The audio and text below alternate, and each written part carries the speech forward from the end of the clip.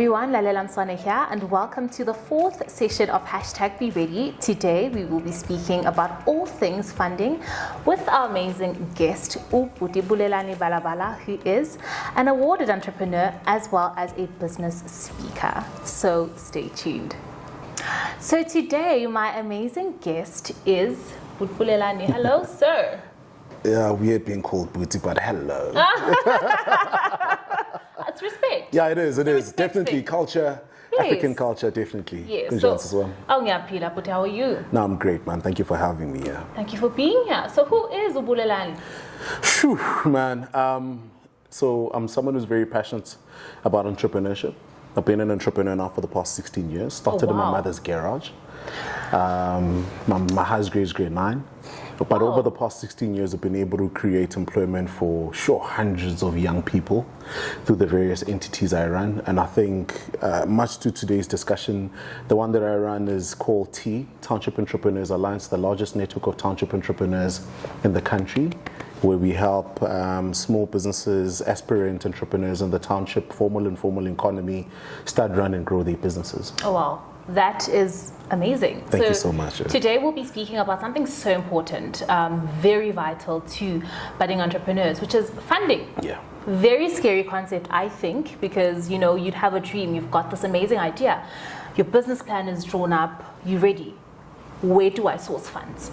So I think for me, one of the key things, right, that we've been able to unpack over the years is the clear understanding that oftentimes when an entrepreneur or an individual says that they need funding, it's a failure to clearly articulate the actual need.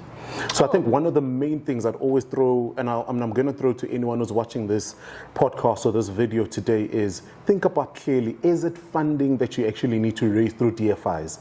Or is it actually funding that you need to raise through customers? Because one of the things that we always say to the entrepreneurs that we work with is that one of the best places to sort of source your funding at an initiate stage is through your customers, because then what that then does, it gives you a array of beautiful benefits, because number one, it then tells you that you've got a viable product.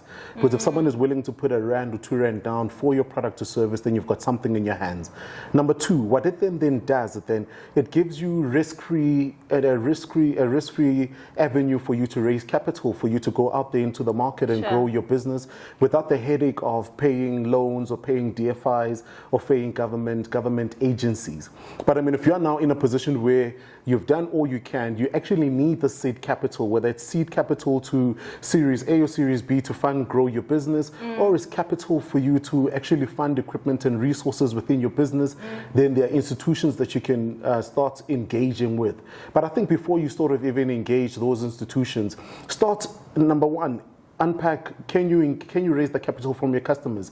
Number two, can you raise the capital from your suppliers? Because one of the things that we always negate is the benefits that are available through enterprise supplier development. And what enterprise supplier development would be the percentage that needs to be paid through for BE points by large corporations or by large institutions. So sometimes we look at those institutions as competitors if they're in the same industry as us, and sometimes we don't necessarily think that we could negotiate better discounts on the service and product. And you being able to understand who are your service providers, how big are they, can you participate and take advantage of those opportunities, then puts you in a risk-free environment for you to raise capital. So what kinds of funding can one really get for the startup? I mean, there's a couple, right? I mean, you could definitely, I think one of the most early stage, and I think it's a grant funding program that they have out, is NYDA. So NYDA has got a great grant funding program. I mean, that could be able to capitalize you anywhere between 10 to about 50,000 Rand, dependent on your business. Now, what they then look for is minimum documents for compliance. Like, I mean, if you're looking for anything, I think, if you're looking for anything 10,000 and below, all they need you to have is a CK registration. For anything above that, they need you to have a CK registration. That would be you registered with CIPC. With the CIPC would be the only registration body in the country that registers companies. The only. There is no other. Don't be scammed. So they'd need your registration documents. If you're looking for an amount beyond that, then you'd need to be able to produce documents such as your proof of address, over and above your basic FICA documents, business profile, And I think over and above that, your company bank statements showing that you actually have customers that you've been transacting with. Yeah. I think one thing I think I've always really had in mind is if you have a good business plan in place, do you think these institutions are likely to be more sympathetic? So does it reflect, like, I'm serious about what I'm doing. Does that impact? So for me, it does.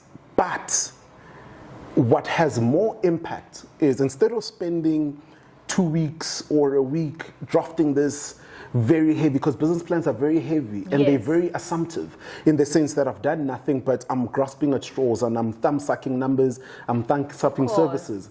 What I always drive the individuals to is that just do that, but over and above that, have a 4-pager, short, straight to the point, that talks about a summary, right? Yeah. And then I guess in most cases, this is called a company profile. That's straight to the point. It talks about who you are, what you do, what services you provide. But in there, what you can potentially do, start reaching out to customers that you could potentially put on there as customers you've served.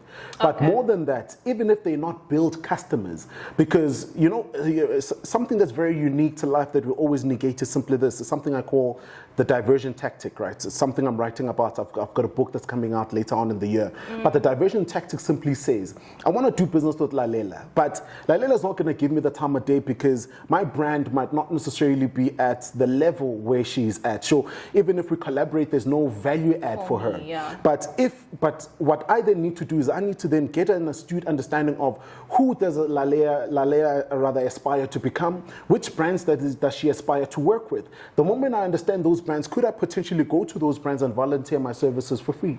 Oh, wow. Then I'd be able to I'd be in the encapsulated story and a company profile. I'd be able to come back and say, but Sis Lalela, I've worked with Audi, I've worked with so and so and so and so. I've worked with whoever. Are you interested in working with me? Purely by that brand collaborative value add for me, you can't deny me, and chances are you're going to be paying me for my services. But of course, and that is the point.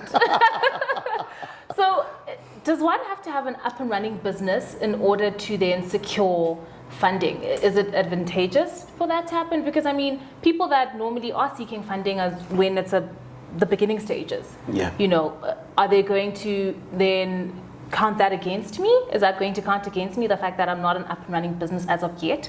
In most cases, it does, because then what they would then need is for you to be able to demonstrate. I mean, case number one would be, do you have surety? And which would be some of the things that we required from you, because not even your relationship manager at the bank can even go in there and vouch for you and say, we've worked with this person, we've seen their accounts transacting, we've seen the deals that they're working on. And sometimes what then becomes advantageous for you is, do you have a take-up deal? Because sometimes what then ordinarily happens is, I've got this business I've just started, I've got this take-up deal with this big corporation, it's 20 million rand, it's 100,000 rand a month that they're willing to commit to in the event that I'm able to supply them with product.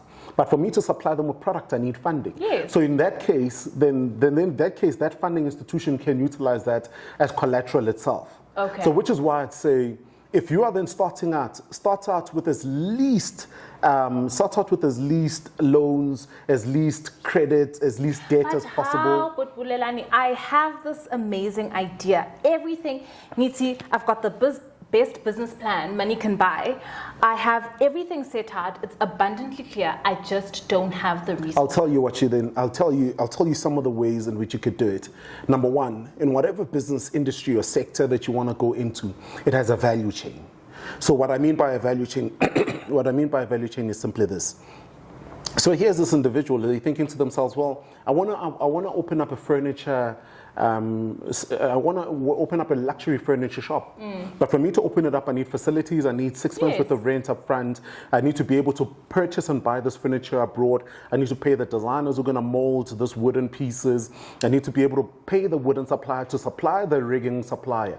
But what I always then say is that if that dream, when you sort of encapsulate the cost of that dream, if it then puts you in a position where you need 30 or 40 million rand, and you would have done nothing within your industry or within your space, one of the best things to do within a short period of time, and you could either give yourself 6 months or rather give yourself 12 months. Well, some of the things that you could do is that to understand the value chain. Now, part of that value chain is, instead of actually owning the furniture store, could you potentially collaborate with other furniture stores that are out there in the market and rebrand yourself as a furniture store resales agent that works directly with them, that brokers their products at maybe at a 20% off or 10% off, and that fee then goes to you.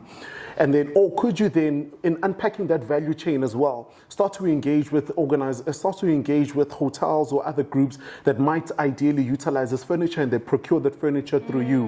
What that then does is that it brings you the credibility to say, we've worked with Lalela over the past 2 years or 12 months. She has been supplying furniture. She knows what she's doing. That demonstration, or purely by that demonstration, one then could not even going to the bank, but one could then go to organizations like business partners, which then would be able to fund you in 2 ways. You'd then be able to get actual direct financial costs, because they at the moment, they are the cheapest. They are cheaper than any banking institution that you find in the market, right?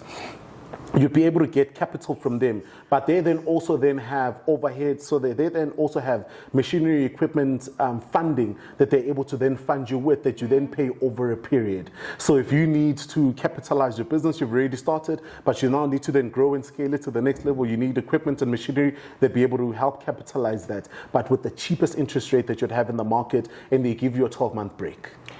I never quite thought of it like that. In my head, it was either you had the capital to really do something, or you don't, and then goodbye to that dream. No, definitely. I think for me, definitely don't, because understand the value chain. Because before I own the largest logistics company, could I potentially be a driver and go to the rental company and rent a vehicle for 12 months and start leasing it out to those companies, and they lease me out. I've carried no risk. I don't own the vehicle. I don't need to service that vehicle while building up my profile. What that then does is that it gives me the opportunity to then validate, is this really something I want to do? That's you know what important. I've always said to a lot of people that have got amazing dreams is, I've got this beautiful dream. I want to live in Sandton. I want to live in a high rise. I want to drive the 7 million rand car. Well, have you actually even gone to the dealership and sat in it? Oh, please. Have you test driven it? Because that's the best way to validate if you actually want it. Which is why now, with Lalela having no arrogance, she could simply say, I don't prefer brand X, Y, and Z. I actually prefer brand P, X, Y, because I've sat in it and I've experienced it. I might not have the capital to buy it, but purely because I've experienced it, I've validated whether or not I want it, whether or not it's a noteworthy dream. Preach. Drops mic. Like, oh wow, okay. Well, there are countless government assisted programs that do provide funding. Are these funds just given to small businesses, or and do they have to be repaid? And secondly, what is the time frame for that? So it depends. I mean, you could then have your grant-based funding. The Department of Small Business, last I checked with them, they had a grant-based funding, where you don't pay back the capital, similar to the NYDA funding that we spoke about. You don't pay back the capital. So it's a grant fund to you.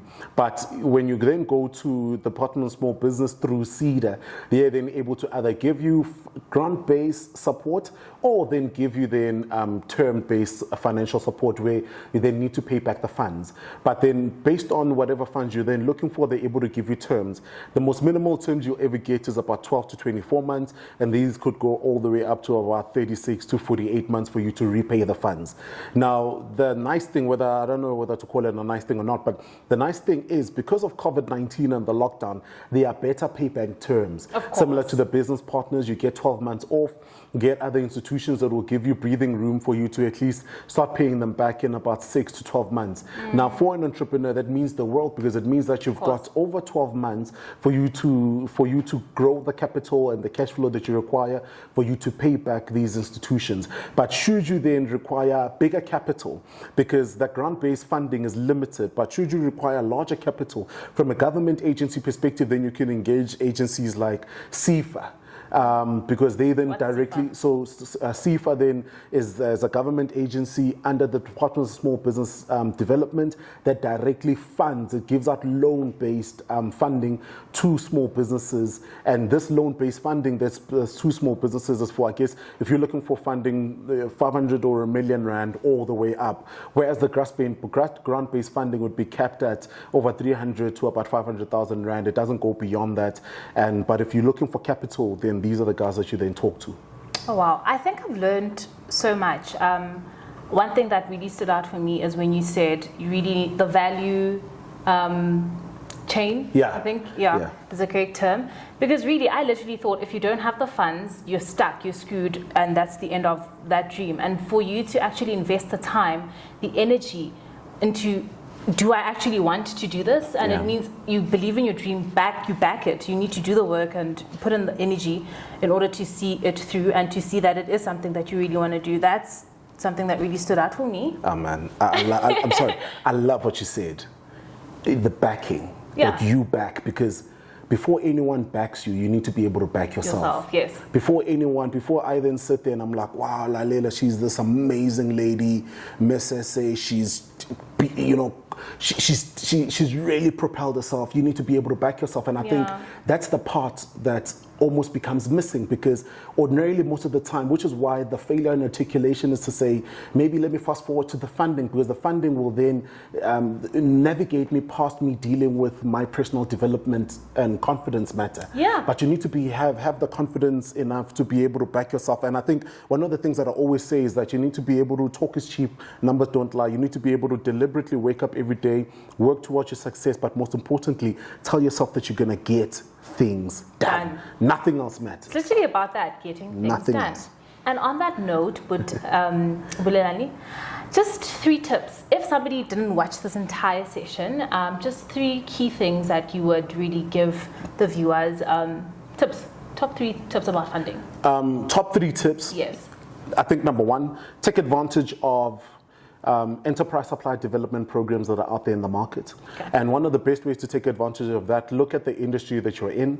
If you're in the poultry industry, look at who are the largest poultry suppliers in the country, who own the largest abattoirs, the largest feedlots or the feed nests that are out there in the country. Could then reach out to them and ask to speak to their corporate affairs, or ask to speak to their corporate affairs, and could you potentially form part of their ESD programs? That's a great opportunity. Number 2, before you even raise capital with large DFIs, banks or funding institutions, start to negotiate and unpack, could you potentially raise this capital with your customers? I mean, one of the things that we did about 7 years ago, we were not approved by any banking institution because we were in debt. We're blacklisted, we couldn't afford to get any debt. But what we then did is we went to one of our largest potential customer, and we said that if you give us 300,000 Rand upfront to purchase this machine, we'll give you a 30% discount for whatever you need to buy, on whatever product you need us to produce for you. And then we'll pay you back this cash over the next 4 years, give us good terms, and they then guarantee that it would be interest free.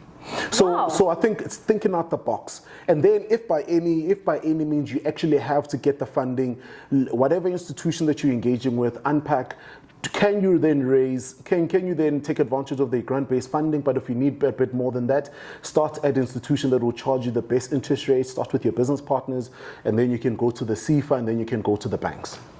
Fantastic. Well, that was extremely insightful. Thank you. Thank you so much for joining us. And that was our session on funding. We hope you enjoyed that. Let's keep the conversation going on social media. And I hope you thoroughly enjoyed that as much as I did. And you've learned so much. Always remember to stay ready.